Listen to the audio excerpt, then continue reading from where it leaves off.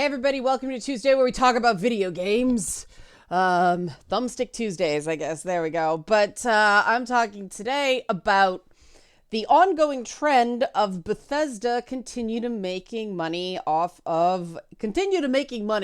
Bethesda's continual making money with really lousy corporate practices, right? This is something that has baffled me since they started making the Fallout games as a first-person Elder Scrolls style experience with none of the charm or the fun, except for New Vegas, which was developed by Obsidian, of those first two Interplay Fallout games. I actually have the box from the old Interplay Fallout games. I found this in the basement. Here it is. I use it to store files. I am an old school Fallout fan. Yes. So if you like this sort of discussion that really doesn't land anywhere, I just want to unpack the thing and see what you think. Help support this channel. Become a monthly patron, patreon.com/LeannaK, or buy a one-time Leanna Care session for someone who can use it but can't afford it, coffee.com/LeannaK. And I like to keep these things open-ended, not because I'm fence-sitting or anything like that, but because I actually want to generate a dialogue and ideas, and it becomes adversarial if I do I'm going to have a strongly worded opinion. Yes, I am wearing an Incredible Hulk shirt. I'm going to have a strongly worded opinion so you can have a strong opinion and raw opinions, right? There are two things here that Bethesda is very good at community marketing, and that's directly connected to the mod communities for these games. The number of, but that doesn't explain it completely, because for mods, you have to be on PC. And obviously there are a lot of console players of things like Skyrim, which shipped so broken on the PS3. We know that Bethesda games are plagued by bugs. Mostly nuisance level, but in the case of the Skyrim PS3 version, renders the game unplayable after a while. Now, this happens sometimes, but when it happens with, remember Unity and the load screens and that very scary eyeball clip? Well, that happened to me while I was playing the demo of Fallout New Vegas at E3. The exact same character clipping happened, and the Bethesda rep actually stepped in front of the screen so that the camera couldn't catch it. And it's like, what? It's a bug. They happen in a game that big. They happen, but Ubisoft got crucified for that. And yes, the load times were long, but that particular bug isn't game breaking. It's just funny, whereas Bethesda, the bugs have become a feature of Bethesda games. The bugs are a tangible detail, but that's not the real problem with Bethesda games. The problem with Bethesda games, with, the occasional exception, truly great exception, like the original Dishonored, which was a really tight, interesting single-player experience. But we're talking the big open world games, the Fallouts, the Elder Scrolls games, or then something just not ready for launch like Fallout 76 and that kind of stuff. But people just accept that, oh yeah, these games are jank, they're not very good, but mods make them great. Is that fair? That's just rewarding Bethesda for basically creating the canvas that modders create an interesting painting on. And, Bethesda made that attempt for paid mods. It didn't work well at all for various reasons. But I have always been puzzled by this, because modders can mod any game. Maybe the fact that Bethesda makes it generally easier to mod, okay, but it used to be that Valve had a interesting mod community. And when somebody made a really great mod for one game, they'd say, hey, we want to hire you to make another game. And a lot of really good Valve games came from that. Bethesda doesn't do that. Bethesda just, well, modders will fix our crappy games. Bethesda also benefits from the truly shitty completion rates in video games. I was shocked to find out that the completion rates for these, big open world games are around 25%. That's crazy. I like to finish games. And I actually had somebody on Twitter say, oh wow, you actually finish games? I'm like, yeah, I get mad if I don't, but I recognize that people who don't finish games are the rule as opposed to the exception. 25% completion rates. That's crazy. And so the lackluster endings that Bethesda games are sort of known for don't hurt them either.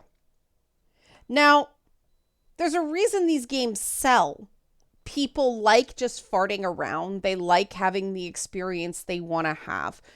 These open world Bethesda games do a lot of things. I know one person who played Fallout, whatever the last one was, 4. I've lost track. The one, because 3 was the capital, DC, then New Vegas, then there was another one, and then there was another one. Anyway, the one with the kid in Diamond City, whatever one that one is, 4 or 5, I don't care enough. But people like to have, a friend of mine just like fixed up her homestead so that she got it just the way she liked it. And you can do that. And, if you want to go around killing things, you can do that. If you want to go have a dialogue driven experience, you can do that. There's a lot of breadth in Fallout games. There's a lack of depth and quality control. And the thing that I had real issues with the last Fallout game was that the supporting characters weren't great. Part of that was a profound lack of super mutants for my taste. Best friend Tabitha is awesome. But I think my favorite one, my 2 favorite companions were, well, I guess it was Boston because it was Hancock was the ghoul guy. Nick Valentine was okay, but it took a while. And then Curie, who most people missed because she was buried in a side vault somewhere. But even they weren't as interesting as some of the past games. There's just been this erosion. And my thought is the key is in that casual players, which is the bulk of the market, we can say a casual player has a less informed opinion, but their money's as good as ours as hardcore gamers. And there are more of them, right? Casual players don't know if they want that homestead building experience. There's a game where they can have that. And if they want a cool shooter experience, there's a game where they can have that, though that VAT slowdown system is, it's out of Mass Effect. There aren't very many that use that. So if you like that style of combat, then yeah, okay, that's your go-to. But a casual consumer does not have the ability to research the type of gameplay modes they want and play games exclusively on that. But then there's the cultural aspect, that FOMO thing, that these games become phenomenons. Destiny has the same thing. Destiny is a thing. So no matter how many times Bungie screws up, rolls out an expansion that completely breaks massive elements of the experience, breaks the in-game economy, breaks the game balance, players grumble. But it's the sunk cost thing, right? Well, I've invested in this game. I have my character. I'm going to wait it out. they've got you. That's not the same as the FOMO, that wanting to be part of a new cultural experience, but it's the same urge to be part of something, right? A little game like, shoot, I play a bunch of these and I'm blanking on all the names of them now. They're these town building games where you literally just build a homestead based on nothing. I love those things. And that's basically what people are doing. It's kind of a cross between that and The Sims. You know, I'll play RimWorld to build a base. Well, the graphics aren't as good. Okay, fine. Well, they're Satisfactory, right? But people don't know about Satisfactory. They know about Fallout. And people don't know about something like, I don't know, a more fantasy-oriented game. They know about Elder Scrolls. And so they stay in Fallout and Elder Scrolls, overpay for that lane of an experience, and they're happy. They're fine. They're okay. They think that's a good use of money. Because they don't know that you could pay less for a game like Satisfactory, get only that experience that you enjoy, have it be a much deeper, more meaningful experience of that type, but then, you know, you're not connected to the cosplays of certain characters, the memes associated with Fallout. You know, Skyrim, I used to be an adventurer like you once, and then I took an arrow in the knee, right? That kind of stuff you don't get if you're a nerd like me and play RimWorld and Satisfactory. You just get a superior gameplay experience. But this requires someone to know what a superior gameplay experience is, instead of, I had fun. And there's nothing wrong with I have fun. There's nothing wrong with people who buy Fallout because they like to set up their homestead the way they like it and don't know Satisfactory exists. But it's going to be a continual race to the bottom, because other developers look at what Bethesda's doing and go, okay, that's what people want. So much like what happened with CD Projekt Red after Witcher 3. And I was saying at the time, you guys know I love Witcher 3, but when it came out, I said, this is an unsustainable business model. You can't put out this amount of content in a standard development cycle with this level of depth and quality reliably. You know, we know they crunch their staff. That's one thing. But, you know, it was a big thing. Can they do it again? Not the same top level creative team on Cyberpunk 2077. Cyberpunk was the Witcher 2 team, and there were similar hot goddamn messes involved there. But the corporate structure is there. The philosophy behind just make it cool was there. Now, going from a series of novels compared to going with a tabletop RPG with the cyberpunk stuff, different challenge, which may have affected the end result. But the scope creep that you get in CD Projekt Red games, and the scope creep you get on a Skyrim or a Fallout title, Elder Scrolls or a Fallout title. Again, no shade to people who like Cyberpunk despite the problems with it. There's reasons to like them.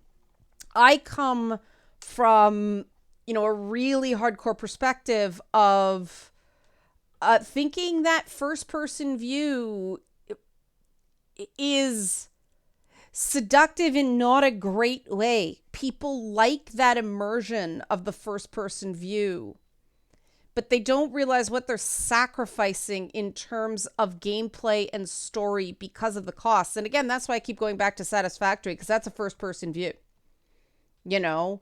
But Satisfactory even looks better as a game than a lot of the Bethesda stuff. I don't know how an indie team did Satisfactory. I'm very impressed by it. But, you know, an indie team doesn't require the massive profits that Bethesda does. Bethesda has to sell a shit ton of games because their development process for those games is so very slow.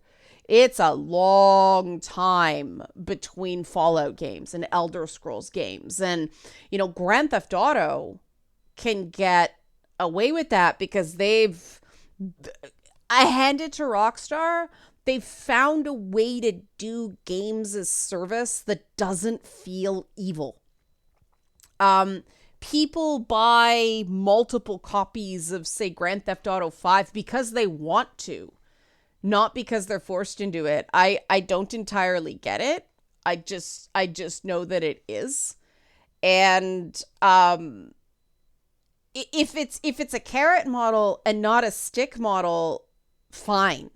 I can see the issues with a product. I can see the issues with the game and still believe, well, if the market wants games like this, let the market have games like this. If people are quite happy to buy Grand Theft Auto 5 4 times, right, for various systems, okay. I'm concerned what that does to development of other games, of the general quality of games coming out. And again, I think Rockstar provides much more quality for the money you pay. Even though the tone of their games, sort of what they do, the philosophy behind the stories they tell isn't my thing. I see, I see why people like them, even though I don't. It taps into a certain mindset that I just don't share. The Bethesda games don't even have that. You have a main character who's a cipher, right? You've got a playable character who's a cipher. Side characters that are boring. Campaigns that feel meaningless. It's all about the side quests. And there are some legitimately great side quests in Fallout and Skyrim games.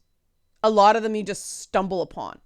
I still think New Vegas in general still the best game because it was Obsidian, because they had that Fallout sentiment and Fallout. There was a life to New Vegas that the other Fallout games published by Bethesda do not have. An embrace of the absurd that the other games do not have. And I suspect there's a reason for that. It's based on, the development team and where they put their focus. But there's a reason we get bland instead of games of the quality of Fallout New Vegas over and over and over again. Because these are seen as commodities, as products, instead of stories, instead of interactive stories, instead of interactive worlds the player can play in. That's the sense I get from Bethesda whenever they do a presentation, even with the sale with Microsoft, where now it's not even about, hard copy sales so much. It's Game Pass. So they're selling subscriptions. It's a deal with the devil made in heaven. The Xbox Bethesda thing. Because Bethesda games are perfect to sell Game Passes for. Because when it's a hunk of shit at launch, whatever, I'll wait. Because it's Game Pass. I'm not paying any more for it. You can't demand a refund for your Game Pass if a Bethesda game is broken at launch, right? Now, the thing about Game Pass is that people can sample other things when a Bethesda game is broken at launch.